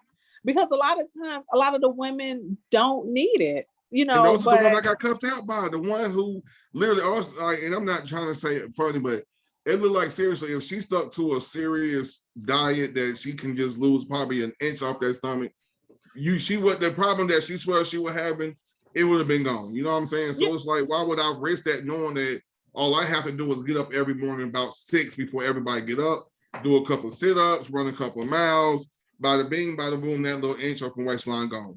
You know what I'm saying? So it's like, why risk your life when it's something that if you, as long as you mentally prepare yourself, you can get up and do it. And it seems like that's because what's they going made on. it so easy. It became so that's why it's the microwave blessing what people Exactly. It is. But I do agree with Keisha when I say you have some women microwavable way to doing it. But I do agree with Keisha when she say like some women have had kids and certain problems area, like, you know, I'm not against the surgery. I'm against the way of it. You know, if you're telling me that you're going here, you're going there, you're not doing your research, you're not, you have to be responsible. I'm not, because guess what? You're going to meet women, they built like they daddy, you know, and they cannot help it. You know, and if that's going to boost their confidence, I'm all for it, you know, because I can't tell somebody because I was blessed with a little stuff, you know, because you was blessed. It's kind of hard to tell somebody who wasn't blessed with nothing to tell them, well, you better deal with it, you know, and then they have to look on TV and they see women with the pretty body, you know, I wouldn't dare tell a woman, oh, you know, don't, you know, but I would tell them, be responsible. If that's what you think is going to make you happy. There was a time I was like, oh, I want to, you know, but I was looking at for me, you know what I'm saying? I can't look at it in another woman's eye because you don't know the struggles. It probably has been the insecurities of hers since the beginning of time, you know, so you have to be very careful with your words, you know. Absolutely. And we're not opposed to it. What we're saying is that be careful. You have children, you have, you know what I'm saying, your whole life ahead of you. You want to get to enjoy the fact that you are going surgery and the aftermath of it. Yes, you want to be responsible. Ridiculously drawn in and make a foolish decision based cost you your life, because that young lady that's 25 years old, these young ladies that I'm seeing, and it's a doctor down here that I just had, you know, signed up for, and I was going to get, you know, evaluated. And then my girlfriend, you know, I called her, I said, listen, I'm trying to get this done. She said, well, let's do a little bit more deeper research. And when we did the research, girl, it's a whole class action lawsuit against this doctor. And I wanted that doctor because it's close to home. I gotta have recovery time or whatever. But mind you, I'm only going for a tummy tuck. I'm not interested in getting a BBL and all that other stuff. But they had the complaints towards the BBL. But you know, I was just like astonished at, you know, even in you know, reviews and stuff. Yeah, the reviews and what the pictures that they shown, because with me doing the you know, the research, it looked like it was all good, you know. So I don't know that it's, you know, I lost 2 people that I know to the gastric bypass surgery that had complications, but this was early on when it first was introduced. And so, you know, once it's first introduced, there's going to be some trial and error. You know, everything has to evolve and they have to get better at it, and, you know, redo things and set different standards, and everything has a trial basis. With the vaccine, girl, I was ready to say that when you said that, we were playing in my mind. That's why, with that, you know, it's going to be some trial and error with, you know, with the way, with COVID, how when it first hit us, we didn't have a goddamn clue, but now we evolved, we know what medications, unfortunately people lost their lives, who didn't deserve to lose their lives, but we got smacked, we got ambushed.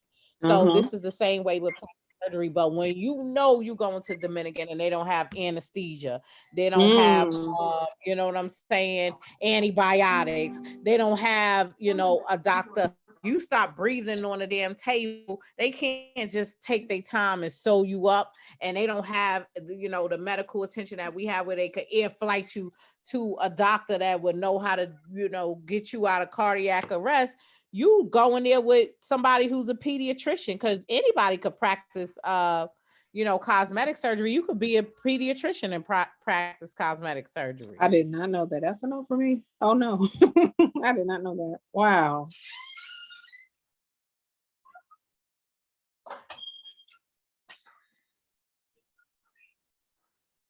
Yeah, so Travis, okay, everybody, for those people who are just tuning in, this is your Black Glory. This is From Queens to Princesses podcast. You can catch us on Sador Radio, and we are live here on Facebook. Travis, tell them again how they gonna reach you, and you getting ready to close out. What you gonna do, brother? First of all, it's been nothing but sort of amazing conversation. Unfortunately, I'm always a working man, whether it's Monday through Friday, Saturday through Sunday. In about 20 minutes, I have my own show jumping off. Promise, I most definitely need to get you on the show. It's called The Block. You can find me on Facebook, Instagram, YouTube at the moment. And yeah, so I'm pretty much feeling like I'm gonna have to do a Batman move, like run into the booth, get my shit together. You know what I'm saying? So I gotta do a wardrobe change and all that shit. You know what I'm saying? The pictures will be up tonight on Facebook because I done gained a lot of confidence in myself, so I'm very picture-genic now. You know what I'm saying? So like I tell everybody, I pick my struggle wisely, baby. If you gonna like this keg that I present, There you go. So I'm most definitely gonna have to get out of here. But seriously, promise it was nice checking you up. You as well. Chopping out with you. Keish, appreciate you. So what I'm gonna do, I'm gonna holler at y'all. Y'all continue this great conversation. All right. Everybody out there in the Facebook world, thank y'all for tuning in. Hopefully this case will bring me back on so we can finish on these top-ass topics. But peace and love and blessings to everybody, and thank y'all for tuning in. You as well. Peace. All right. Be safe. Take care. Well, we enjoyed you, and as usual, we value your opinion.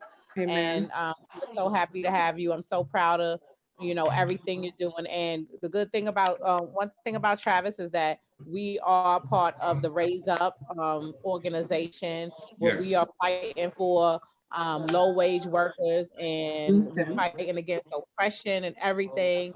And he is a great organizer. He gets out and shakes the room. He pulls up to these spots and he go at them big time. I'm so proud of you. Thank God for us. We have got our assignment extended. So I'll see you in North Carolina, right, bro?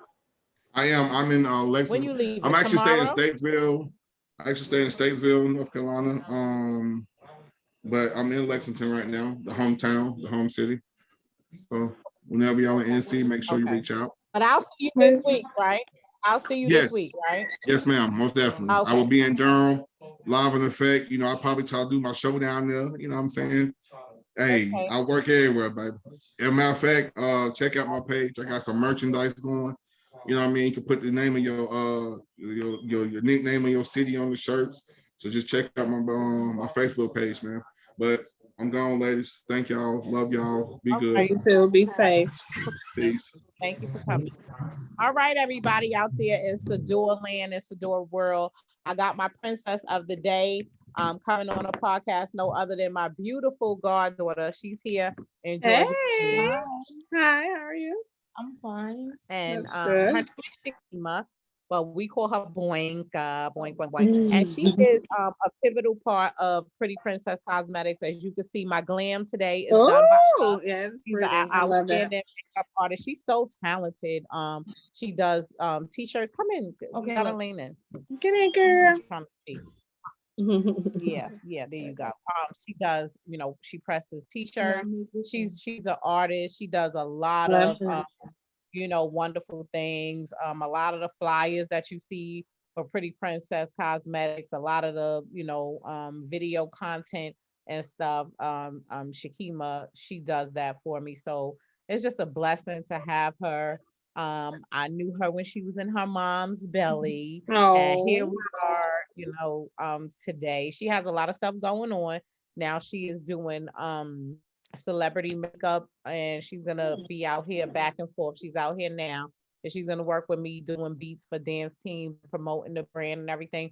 But go ahead, Shakima, tell them a little bit about yourself, where you're from, Okay. and what some of the up and coming stuff I'm you're doing. from Brooklyn, New York. I'm okay. from Best. Right. Brooklyn is huge, but it's not huge. I'm really protesting right now, catfishing. Seriously, a lot of people are out here catfishing, and I don't mean like glamming up coming outside. It's like you could pretend to be somebody else on social media, but in person you're not that person. So I created this T-shirt, Mm-hmm. and it's Oh, I see it. It's it's cute. I literally a cat. like that. I love it. Yeah, it's literally a catfish. I'm just trying to call out all of the people that's catfishing, pretending to be people that they're not on social media. I've been doing that a lot, and I've been arguing with a lot of people too behind that. Yeah, I just I been like doing this. I it love that. and putting out all of the catfishes. That's what's up. I like it. That's a good idea. I love that. Mm-hmm. I love it. Tell us about your dad's store and how you've been working at and running Okay, that, all of that, so people know so some of that stuff you've been my doing. dad moved to Georgia probably about 6 months ago, and he gave me the store. He asked What's the name of the store? the Bar Boutique. The Okay, store and is where the is it? Bar Boutique. Where It's is it? located in the middle of Bed-Stuy. It's on Ralph and Macon on the corner. Mm-hmm. We have a lot of different brands inside of there. We mostly shine light on individuals who are entrepreneurs who have their own brands and they need to promote it. So we put a lot of stuff inside of the store. From there, Mm. I got a lot of stuff going on inside of there. We give back to the community. We do back to school drives. September is a big month for us. We give back school supplies, book bags, things like that. Normally, we give out free haircuts. Like in September, a lot of things happen. Mm-hmm. I've been really focused on writing though. I'm trying to make music like you. All Why you right, well, looking go at me ahead. like that? Tell them about that. What you've been Okay, I've doing. been doing poetry, a lot of spoken word, um, giving people a voice that don't have a voice. I've been listening to, it's mostly people that are hiding who they are. It's anonymous. So they'll write me something and then I write about what they wrote me. It's mostly my personal, it's a lot of stuff that I've been listening to, letting people vent. Me and my best friend have a YouTube series. It's called The Free. We shine light on the gay community. A lot of people in the gay community don't have a voice. Mm-hmm. So we're helping like trans people who are trying to hide who they are, like letting them know that it's okay to be yourself.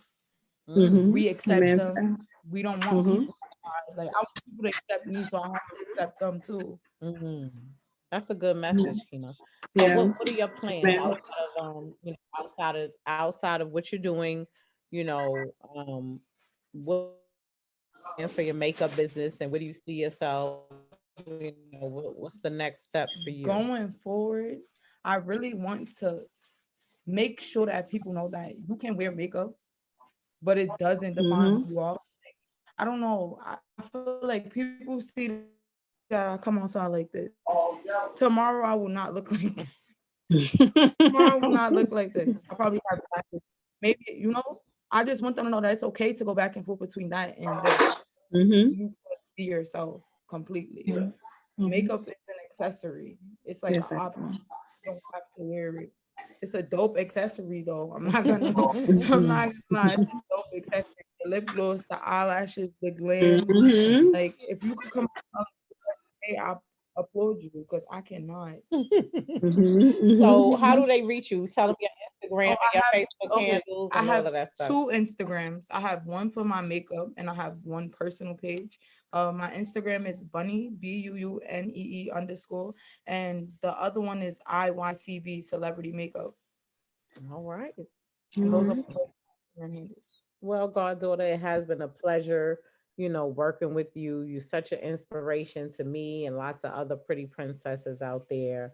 If it's any, kind words that you could offer to somebody who wants to be a makeup artist and may be afraid or a little bit apprehensive, somebody that's shy or whatever, or somebody that does, is ready to get out there and take it to the next level, what advice would you have for a young lady, another princess out there? One, there's no right way to do makeup, no right or wrong way.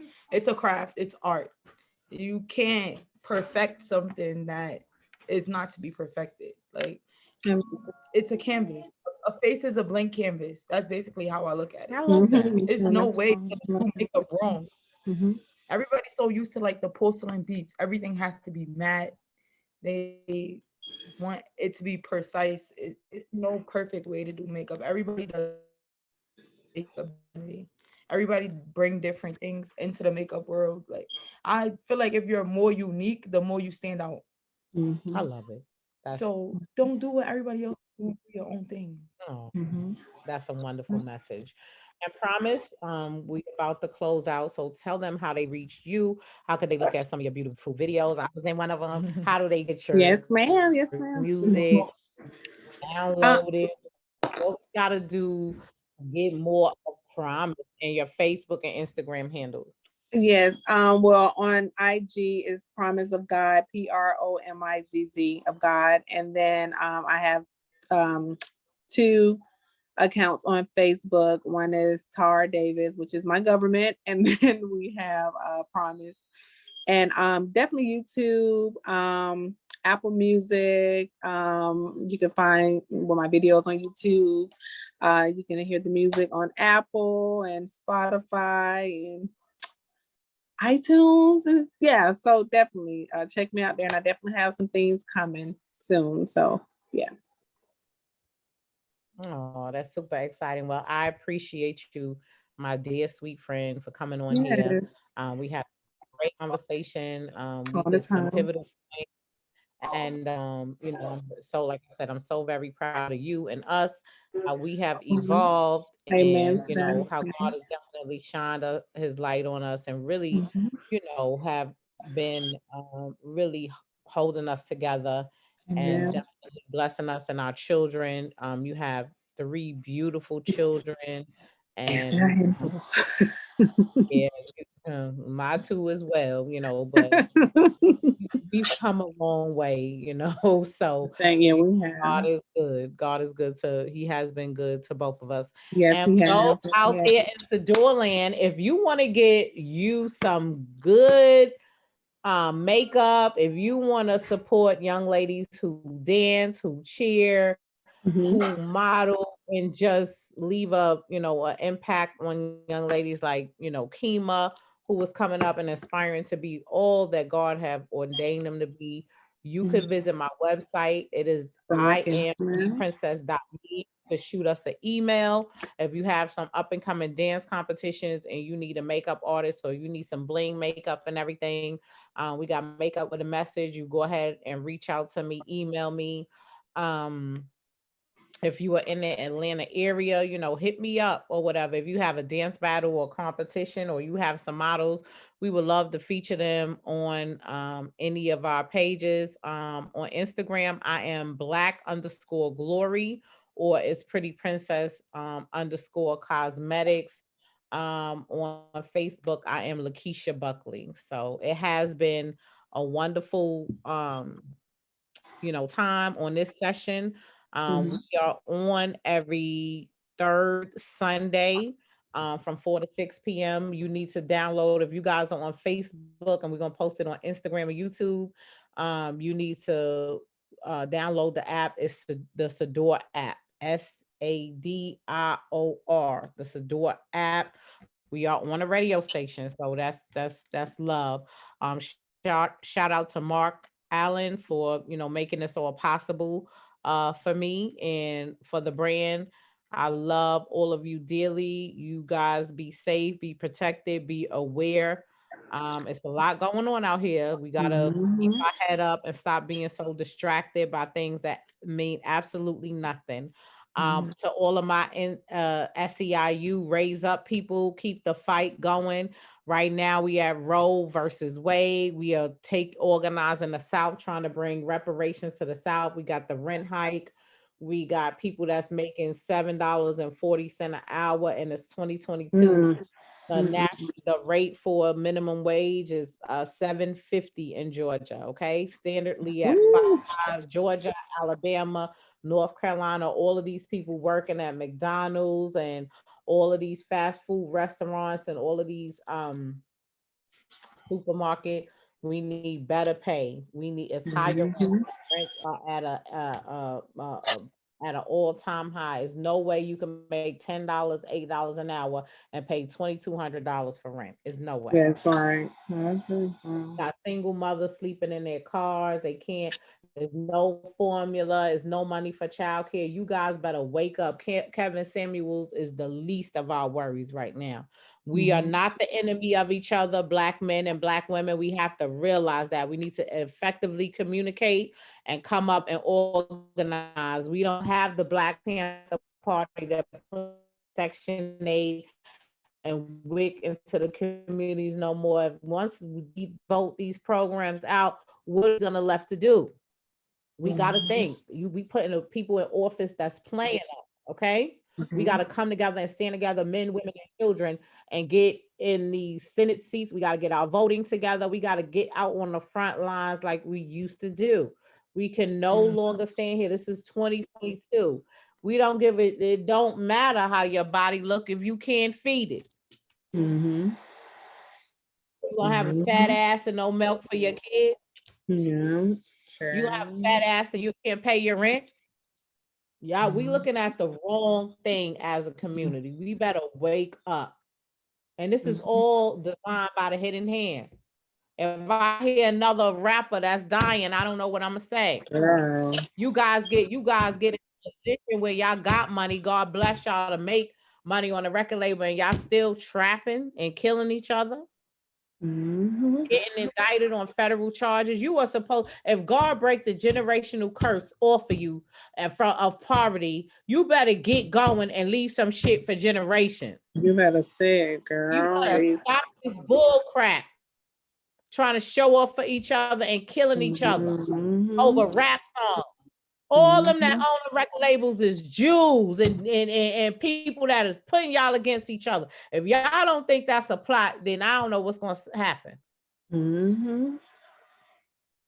Y'all better get this together and get some money for y'all kids and y'all kids' kids. You don't have a family. You don't have every rich family is a family. The Rothschilds, the Rockefellers, the Trumps, the Kennedys. McDonald's, all of them is their bloodline. Y'all not realizing that. While y'all naming each other after dead mafia bosses. Y'all not using your own name, so you missing your blessing. You're not even using your own name. You're not even respecting your own bloodline. The Kardashians, everybody that's rich and wealthy have a name, their family name. They're doing it in their own bloodline.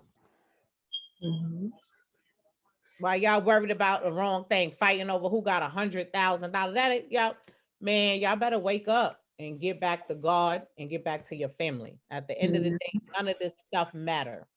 We're losing a big battle here right now. But no, we're going to talk more about that on our next episode. It's going to be about bloodlines and names and stuff like that and breaking generational curses and wealth. All right, I had enough. My name is Black Glory. Shout out to all my people in Sador Land, everybody on Facebook. It's been a wonderful session now. Yes, it Thank was. y'all for coming. Promise. Thank you. Yeah, thank you for having me, babe. Thank you. All right, bye, you guys. All right, darling. You be safe. You and the family. We'll talk. All right, soon. same here. Same here. Catch us next month. Yes, ma'am. All right. Yeah, this ain't that pretty debutante shit. I'm like Harriet Tubman with the gun in the